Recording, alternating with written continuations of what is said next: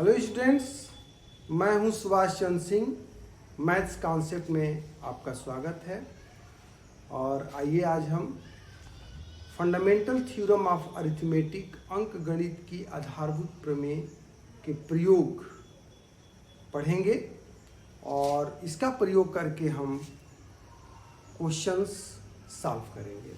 तो पहला प्रश्न है, जांच कीजिए कि क्या n के किसी मान के लिए 4 टू द पावर n शून्य पर समाप्त हो सकता है। तो इसका मतलब क्या है कि 4 टू द पावर n शून्य पर समाप्त हो सकता है। इसका मतलब ये है कि जैसे 4 टू द पावर n है और इसमें n का मान हम 1 लेते हैं तो ये 4 टू द पावर 1 हो जाएगा, यानी 4 के बराबर हो जाएगा। शून्य नहीं आया अंत में। n का मान 2 लेते हैं तो ये 4 स्क्वायर हो जाएगा, 4 इंटू 4, और ये आ गया 16। ये भी शून्य पे समाप्त नहीं हुआ। तो इस प्रश्न का कहने का मतलब है कि n का मान 1, 2, 3 रखने पे क्या कभी ये शून्य पे समाप्त हो सकता है। तो इसी का हम यहाँ जांच करेंगे कि ये शून्य पे समाप्त हो सकता है कि नहीं हो सकता है। तो आइए देखते हैं इसका सलूशन। क्वेश्चन नंबर 1 सॉल्यूशन करेंगे। यहाँ पे 4 टू द पावर n को सबसे पहले आप अभाज्य गुणनखंडों के रूप में इसको व्यक्त कर दीजिए। 4 को लिख सकते हैं 2 into 2 to the power n, और ये हो जाएगा 2 to the power n into 2 to the power n। तो इसमें देख रहे हैं कि अभाज्य गुणनखंडों के रूप में 2 है केवल, यानी 4 टू द पावर n जो संख्या है, n का कुछ भी मान हो जो अभाज्य गुणनखंड है इसका केवल 2 है। और आपको बता दें कि कोई भी गुणनफल शून्य पे समाप्त तभी होगा जब 2 और 5 ये दोनों ही उस गुणनफल में अभाज्य गुणनखंडों के रूप में हो। जैसे यहाँ देखिए 2 इंटू 3 इंटू 5, इसमें 2 भी है, इसमें 5 भी है। तो जब 2 और 5 दोनों ही गुणनफल में होंगे तो निश्चित रूप से उसका मान जो होगा, जो संख्या प्राप्त होगी, उसमें अंत में शून्य प्राप्त होगा। जैसे 2 इंटू 3 इंटू 5 ये कितना हो जाएगा 30। अंत में शून्य आया ना, तो अंत में शून्य आने के लिए क्या जरूरी है कि उस गुणनफल में 2 और 5 दोनों ही अभाज्य गुणनखंडों के रूप में रहें। इन दोनों में से कोई भी एक नहीं रहेगा तो वह संख्या, वह गुणनफल, वह प्रोडक्ट शून्य पे समाप्त नहीं होगा। तो 4 टू द पावर n को आपने लिखा है 2 इंटू 2 पर n, यानी 2 to the power n into 2 to the power n। यह ध्यान रखिएगा, n का मान 1, 2, 3 रखते जाएंगे ना तो 2 कितनी बार होगा बस ये पता चलेगा, यानी 2 की संख्या काउंटिंग बढ़ जाएगी, न कि गुणनखंड अभाज्य गुणनखंड बदलेगा। अभाज्य गुणनखंड तो हमेशा इसका 2 ही रहेगा। तो यहाँ देखिए 4 टू द पावर n शून्य पर समाप्त होगा यदि 2 और 5 दोनों ही अभाज्य गुणनखंड हो।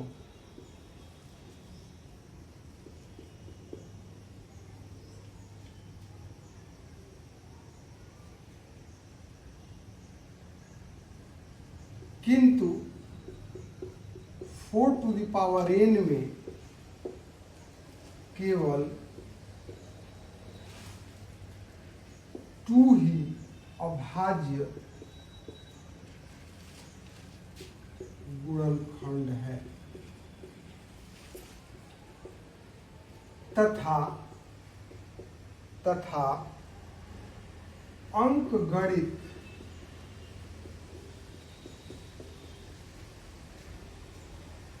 की आधारभूत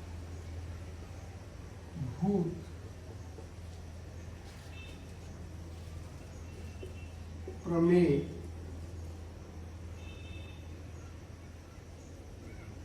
के अनुसार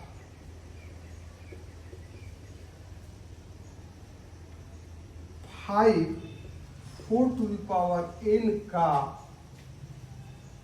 अभाज्य गुणनखंड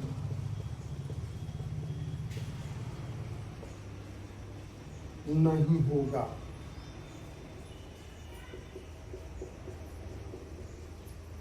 4n का अभाज्य गुणनखंड नहीं होगा। अंकगणित का जो आधारभूत प्रमेय है वो ये बताता है कि जो अभाज्य गुणनखंडों के गुणनफल के रूप में जो एक्सप्रेशन होता है वो अद्वितीय होता है। यानी एक बार इस गुणनफल में पता हो गया कि केवल 2 ही इसका अभाज्य गुणनखंड है तो 5 उसका अभाज्य गुणनखंड नहीं हो सकता। और 4n को शून्य पर समाप्त होने के लिए जरूरी है कि उसमें 2 और 5 दोनों ही हो। तो आप देखते हैं कि इसमें 5 नहीं है, इसलिए 4n शून्य पर समाप्त नहीं होगा, समाप्त नहीं होगा। आइए दूसरा क्वेश्चन देखते हैं। पहला क्वेश्चन ये था,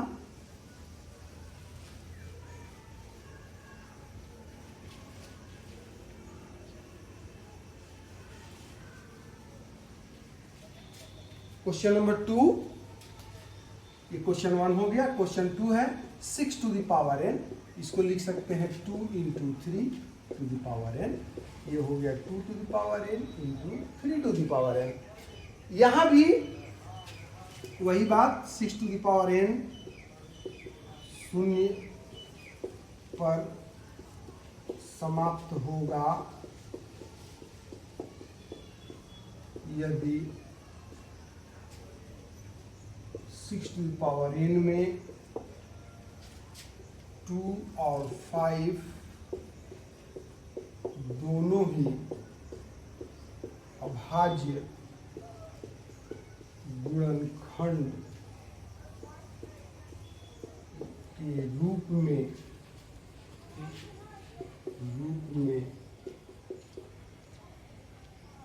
विद्यमान हो।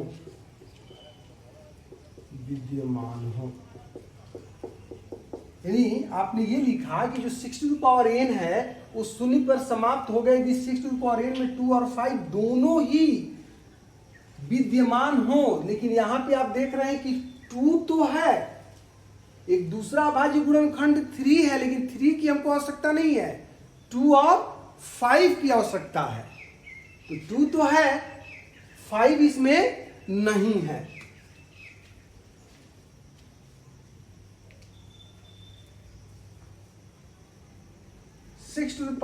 n में 2 विद्यमान है,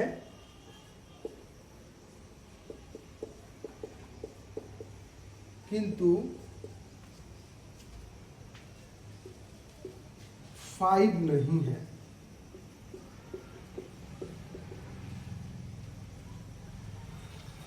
और अंकगणित की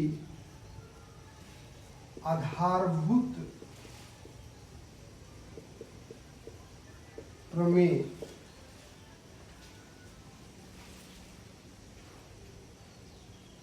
के अनुसार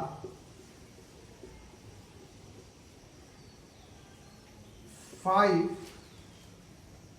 6n का अभाज्य गुणनखंड नहीं हो सकता।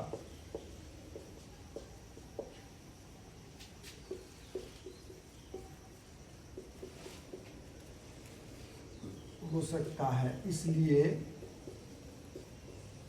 6n शून्य पर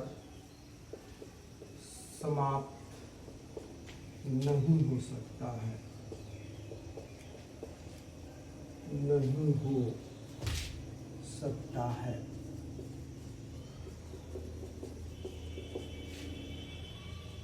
थैंक्स।